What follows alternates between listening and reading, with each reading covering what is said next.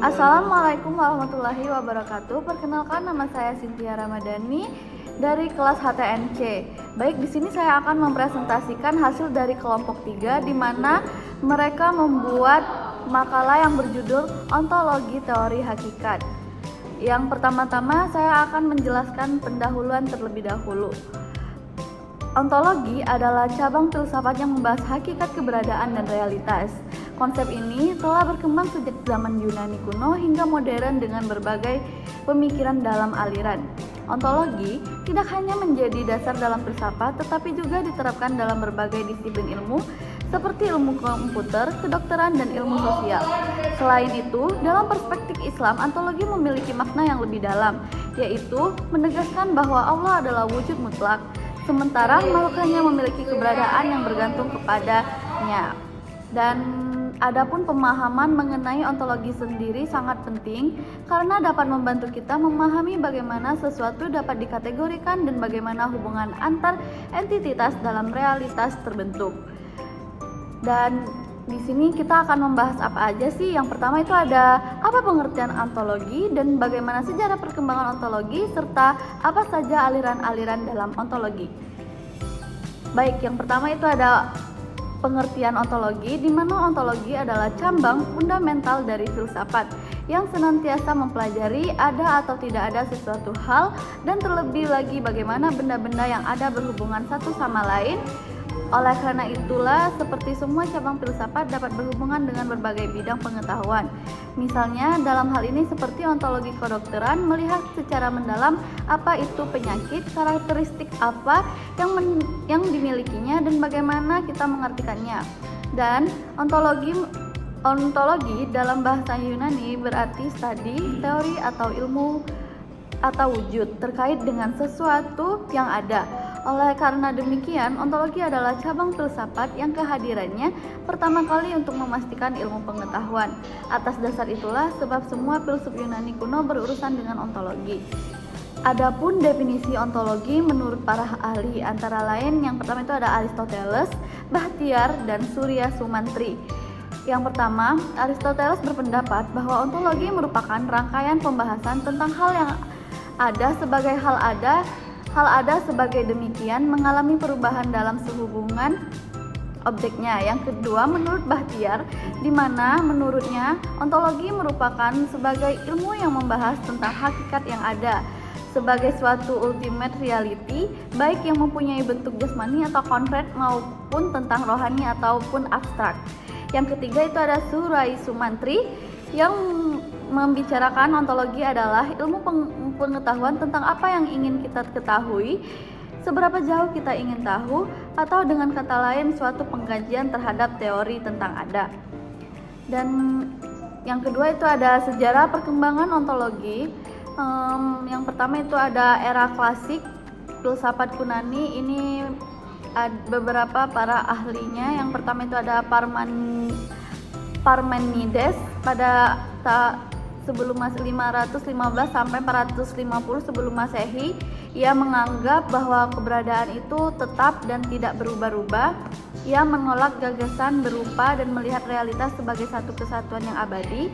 Dan yang kedua itu ada Plato pada 427 sampai 347 sebelum Masehi, di mana dia mengembangkan teori dunia mengenai theory of forms, di mana dunia fisik hanyalah bayangan dari realitas sejati yang bersifat abadi dan tidak berubah. Dan adapun dari Aristoteles pada 384 sampai 322 sebelum Masehi yang mengkritik Plato dan mengembangkan konsep substansi sebagai dasar keberadaan.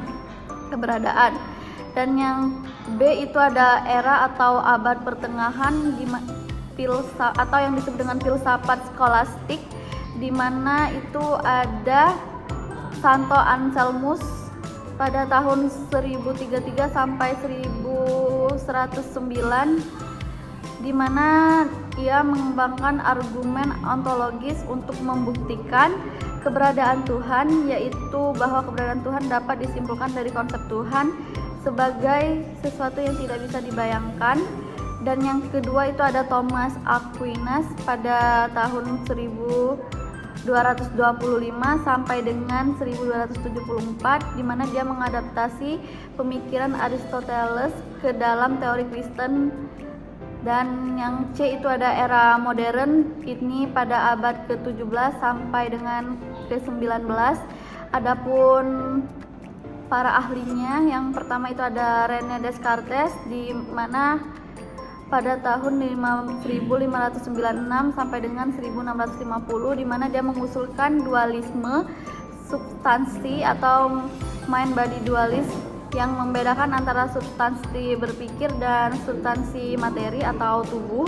Dan yang kedua itu ada Immanuel Kant pada tahun 1724 sampai dengan 1804, di mana ia mengkritik ontologi tradisional dan memperkenalkan metafisika transcendental, di mana ia membedakan antara fenomena dunia yang kita alami dan noumena, dunia sebagai mana adanya. Dan yang ketiga itu ada Georgi Wilhelm Friedrich Hegel pada tahun 1770 sampai dengan 1831, di mana ia mengembangkan ontologi dialektis, di mana realitis berkembang melalui proses kontradiksi. Dan yang keempat itu ada era kontemporer, di mana ini dilakukan pada abad ke-20 hingga sekarang. Adapun para ahlinya, yang pertama itu ada Martin Heidegger pada tahun 1889 sampai dengan 1976, di mana ia mengkritik bahwa metafisika tradisional dan memperkenalkan konsep desain keberadaan manusia sebagai pusat ontologi. Dan yang kedua ada Jean Paul Sartre pada tahun 1905 sampai dengan 1980, dalam filsafat eksistensialismenya, ia menekankan bahwa eksistensi mendahului esensi, artinya manusia tidak memiliki sifat bawaan dan harus menciptakan maknanya sendiri. Dan yang ketiga itu ada analytical ontologi, di mana filsuf seperti Willard van Orman Quine 1908 sampai tahun 2000 dan Saul Criff pada tahun 1940 sampai dengan 2022 mengembangkan pendekatan analitis terhadap ontologi menggunakan logika dan bahasa formal. Dan materi selanjutnya itu ada aliran-aliran dalam ontologi. Yang pertama itu ada monisme. Menurut monisme, realitas atau hakikat dari segala sesuatu yang ada adalah satu saja, baik yang ada itu berupa materi maupun rohani, yang menjadi sumber dominan dari yang lainnya. Yang kedua itu ada dualisme. Menurut dualisme, keberadaan itu terdiri dari dua hakikat, yaitu materi dan jasmani atau spiritual. Dan yang ketiga itu ada materialisme. Aliran ini menyatakan bahwa realitas atau yang ada hanyalah materi. Dan yang keempat itu ada naturalisme, di mana menurut naturalisme yang ada hanyalah alam yang ada, yang lainnya di luar alam tidak ada. Yang kelima itu ada agnostisisme. Menurut agnostisisme, manusia mampu mengetahui hakikat yang ada, baik yang berupa materi ataupun yang rohani. Dan yang keenam itu ada idealisme, di mana zat itu hanyalah suatu jenis kepada pemahaman roh. Dan di sini selanjutnya adalah materi penerapan ontologi dalam ilmu pengetahuan, di mana filsafat ilmu membantu mendefinisikan hakikat keberadaan suatu fenomena dan bagaimana ia dapat dikaji dalam suatu disiplin ilmu. Yang kedua itu ada ilmu komputer dan kecerdasan buatan. Ontologi digunakan untuk membangun modal konseptual dalam sistem berbasis pengetahuan. Yang ketiga itu ada ilmu sosial. Ontologi berperan dalam menentukan pendekatan penelitian. Dan yang ketiga itu ada ilmu alam dalam fisika dan biologi. Ontologi membantu dalam pengelompokan dan kualifikasi entitas seperti partikel. Yang kelima itu ada ilmu kedokteran. Ontologi digunakan dalam sistem klasifikasi penyakit. Dan yang keenam itu ada ilmu perpustakaan dan informasi. Ontologi digunakan dalam pengorganisasian atau penginformasian. Dan yang terakhir itu ada ontologi dalam perspektif Islam, di mana wujud dalam Islam itu berupa Allah sebagai wujud mutlak. Dan yang kedua itu makhluk sebagai wujud kontingen. Dan yang kedua itu ada ontologi dalam filsafat Islam, di mana Al-Kindi, Al-Farabi, dan Ibnu Sina, Ibnu Arabi, Mulla Sadra, Dan ketiga ada ontologi Islam dan ilmu pengetahuan. Yang pertama itu ada sains Islam. Yang terakhir itu ada kesimpulan, di mana ontologi adalah cabang filsafat yang membahas hakikat keberadaan dan realitas. Penerapan ontologi dalam ilmu pengetahuan membantu dalam memahami konsep dasar berbagai disiplin ilmu, termasuk ilmu komputer, kedokteran, dan ilmu sosial. Dalam perspektif Islam, ontologi menekankan bahwa Allah adalah wujud mutlak, sementara makhluk hanyalah memiliki keberadaan yang bergantung kepadanya. Ontologi Islam juga mengarahkan ilmu pengetahuan agar tidak hanya bersifat rasional tetapi juga spiritual dan etis. Baik, itu saja presentasi dari saya.